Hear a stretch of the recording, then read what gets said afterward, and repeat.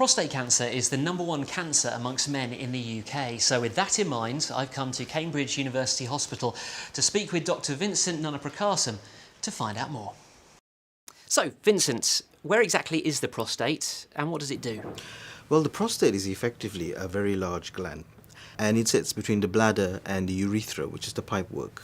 It produces fluid that washes the semen and keeps the sperms healthy for successful fertilization. And that's what the function of the prostate is. So what happens when cancer develops in the prostate? Where does it grow? It usually begins within the edges of the prostate and can occur in more than one place.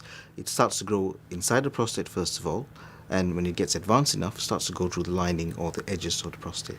Now, this is a cancer that affects men and not women, but does it affect all men equally? Well, there is an old saying that the older you are, the more likely you are to get prostate cancer, and that's probably true to a certain extent.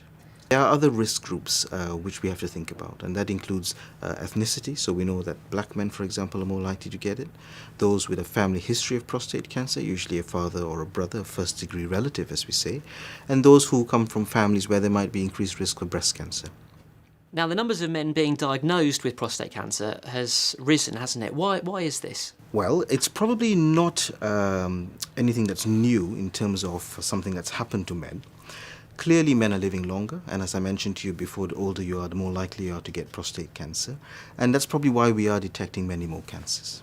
In addition, more men are seeking to know whether they've got prostate cancer, and they might go to the GP and ask for a test to be done, or they may have urinary symptoms, which is a very common thing for an older man to get, and as part of the assessments, they may be found to have prostate cancer.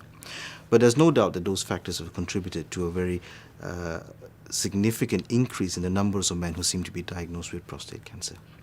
The encouraging thing, though, is that deaths from prostate cancer are falling.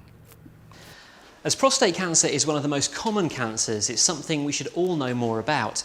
For further information, visit the Cancer Research UK website, or if you're concerned about the symptoms, the treatments, or living with prostate cancer, see the other videos in this series.